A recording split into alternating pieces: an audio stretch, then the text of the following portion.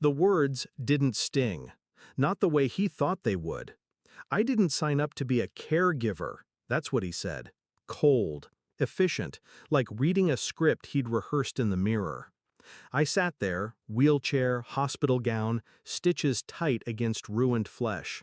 One leg gone, and he, perfectly intact, not even a scratch. I want a divorce, he added, almost bored. I smiled, slowly, carefully. Let's tell your parents together. Because I already knew what he didn't. I still had the dashcam footage. We weren't always like this. I met him when I was 24, at a networking event I hadn't even wanted to attend. He was magnetic, confident.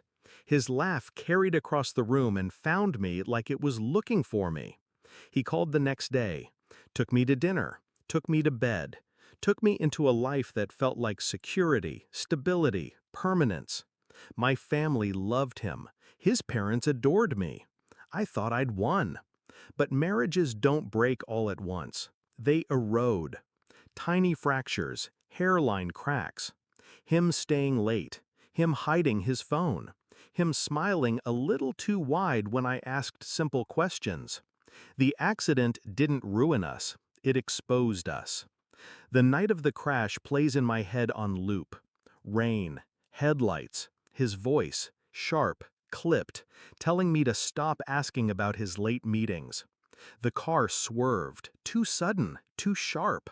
Metal screamed, glass shattered. I woke in blood and smoke. He was outside the car, already dialing. Calm, detached. And when I reached for him, he didn't reach back. Later, the doctors told me they couldn't save the leg. Later still, he told me he couldn't save the marriage. What he didn't know was that my dashcam never stopped recording. I watched it in the hospital at 2 a.m., alone in the dark. It caught everything. His hands on the wheel, his deliberate yank, the way he muttered under his breath. That should do it. He didn't know I heard, didn't know the car's mic picked it up. It wasn't an accident, it was strategy. Because disabled wives don't look good on the arm of ambitious men. I didn't cry, I didn't scream. I planned. 3 weeks of silence. I let him think I was weak, helpless, beaten. I signed the papers he brought me, fake ones he thought I wouldn't read. I played the good patient, the discarded wife. And then I sent one email. Subject line, "For your records." Recipient, his father. Attached, the dashcam file. We sat in their living room the next evening. His parents on the sofa, stiff with anticipation. Him beside me, restless, already rehearsing the speech of a man escaping tragedy with dignity. I stayed quiet. Let him start. Mom, Dad, the accident changed everything. She'll need care, and well, I can't. It's not fair to me, it's not fair to her. We've agreed to separate.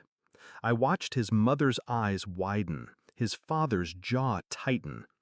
Why don't we show them something first? I said softly. I reached into my bag, pulled out the USB, plugged it into their television, and pressed play. The room went silent. Rain on the windshield, his hands, that muttered line, "That should do it." His mother gasped. His father stood up, fists clenched. My husband's face drained of color. "That's edited," he stammered. But his father's voice cut through him like steel. "Shut up." The fallout was immediate. His parents withdrew their financial backing from his business. His father cut him out of the will. His mother, who once called him her pride, couldn't even look at him. And me? I didn't yell, I didn't gloat. I simply handed them the divorce papers. The real ones. Drafted by my lawyer, favoring me heavily. Alimony secured, assets divided. His reputation finished. He signed. He had no choice. Afterward, he tried to beg, said he didn't mean it, said he panicked. But I knew the truth. I saw the calculation in his eyes that night.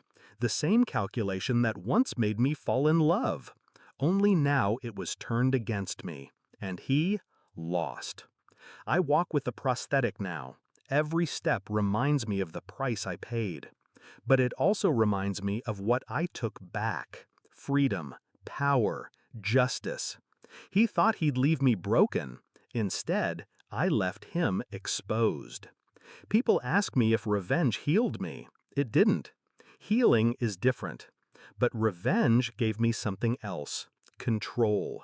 And when I see him now, alone, diminished, stripped of the empire he built on lies, I don't feel pity. I feel clarity. Because in the end, the leg wasn't the only thing I lost that night. I also lost the illusion that he ever loved me. And once that illusion died, I was unstoppable. I didn't sign up to be his victim, but he signed his own sentence the moment he tried to make me one. And I made sure the world watched him fall.